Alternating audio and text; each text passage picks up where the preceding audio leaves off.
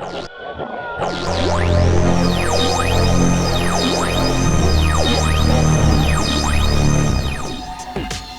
next reader, extraordinarily out of this world, Douglas Kiburz.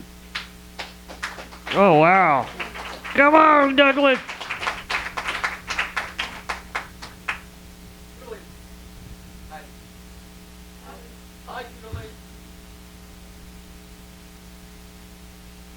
I know over the years, a lot of the things I've done have been a little schizophrenic, but this one is pretty much more of the same. One part poetic, that is lines that Edgar Allan Poe may enjoy. Another part, a dissertation on a theme, and for that, of course, you need two hats. And for James' benefit, the first hat to keep my mind straight with these two things, James, it is a bright green, yellow, red, and blue beanie with a propeller on the top. Okay, all right. And so I guess if I go outside and catch the right breeze, I could be the first human helicopter. I could be the first human drone. I could hire myself out for spying. I could work for Amazon.com and be the first delivery drone. I'd probably paint a sign on the soles of my feet that said, "Remember your delivery drone at Christmas time?" Something like that. So, two different hats to keep my mind straight. So as I go back and forth, you'll catch the drift pretty quickly. The other hat is actually a funeral hat from the 1850s, and it will carry a little different theme with it.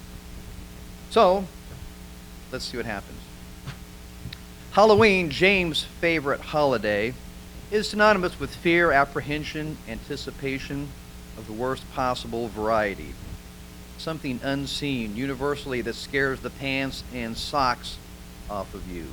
I've always wanted to do a little thing about the wind. Shutters snapping on a dark night with unpredictable rhythm. Wind howling through the eaves, naked trees and branches scraping on suffering window panes, leaves rising behind you like footsteps on a dim, lonely walk through a dark, deserted park as your imagination runs wild.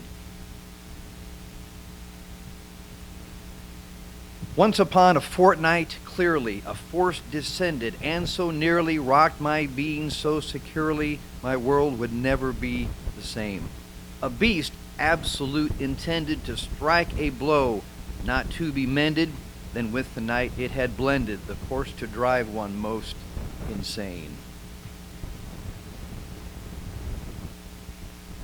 The wind carries aromas and scents, olfactory explosions of both pleasant and horrible. The stench of mature roadkill on a hot day, a skunk's pervading perfume, a chicken farm downwind. But on the other nostril, to the good side, a freshly baked apple pie, newly cut green grass, a lilac in full bloom, or the earthen smell of deep cedar woods in a Yosemite forest. The wind expresses itself in song. For example, my mother's second favorite drinking song. What's that I smell on the evening breeze? The Germans and Dutch eating Limburger cheese, singing glorious, glorious, one keg of beer for the four of us. Praise and glory be to God that there ain't no more of us, for the four of us can drink it all alone, damn near. Compliments of your local windage.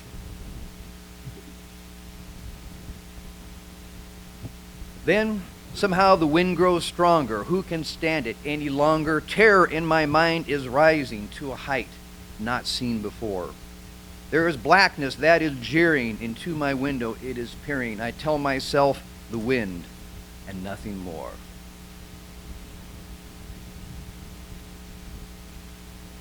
Wind appears as a theme in 9,000 song lyrics. Candle in the wind, wayward wind, blowing in the wind, wind in the willows. They call the wind Mariah. Sometimes the wind does the work yet receives no credit whatsoever, like the tumbling tumbleweeds. Indeed, wind, the mass movement of air from a high to a low pressure, scarily scientific. We name things that drastically change our lives. Chinook, squall, typhoon, doldrums, twister, monsoon, vortex, bally, wily, cat pace, mistral.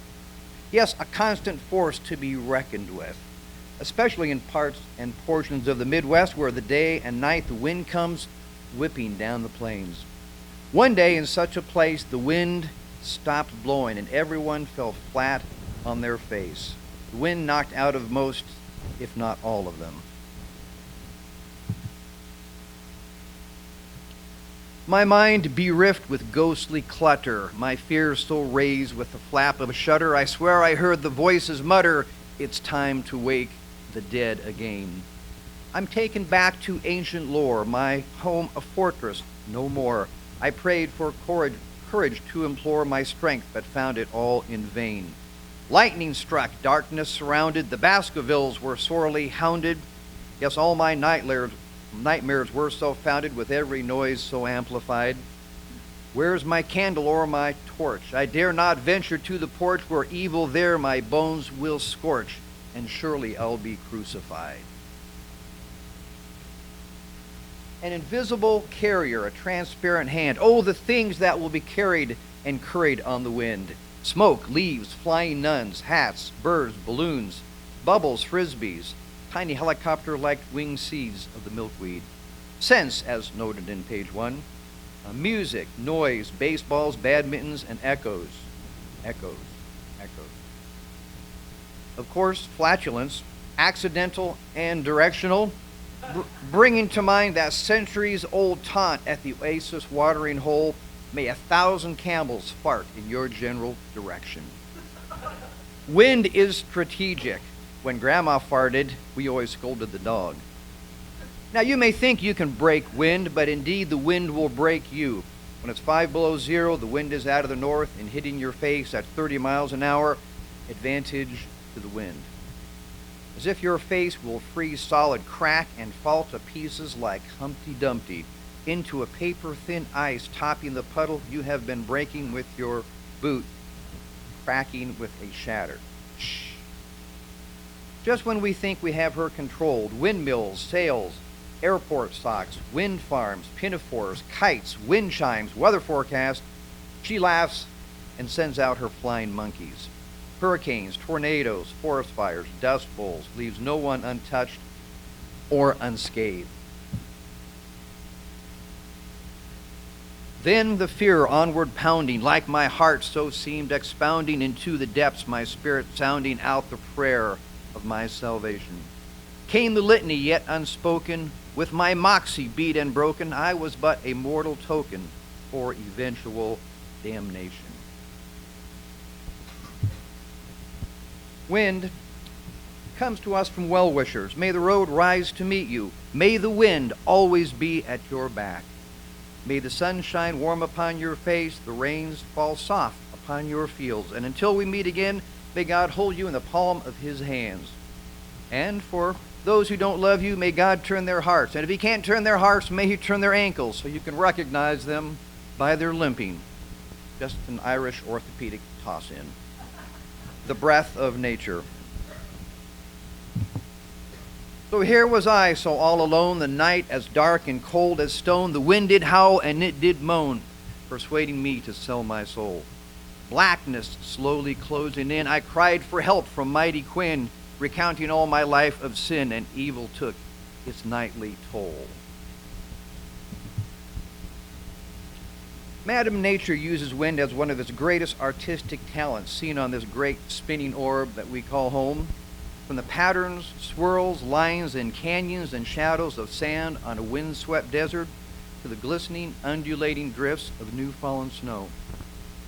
Recall the satisfying feeling of lying on your back in the grass on a warm summer's day, watching the clouds form any number of monumental figures and impressions in the sky as the wind uses its colossal paintbrush in sweeping deft creations of water vapor. Sometimes crisscrossing, doubling back, stretching the imagination, and rekindling the desire of man to fly among the clouds. In my dreams, my bones were skinned as ghouls and devils screamed and grinned. The flying fish were scaled and finned, as on my word you may still trust.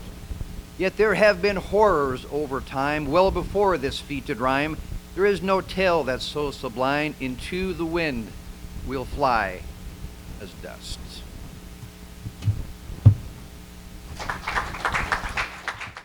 May be leaving for now, but the nightmares will return.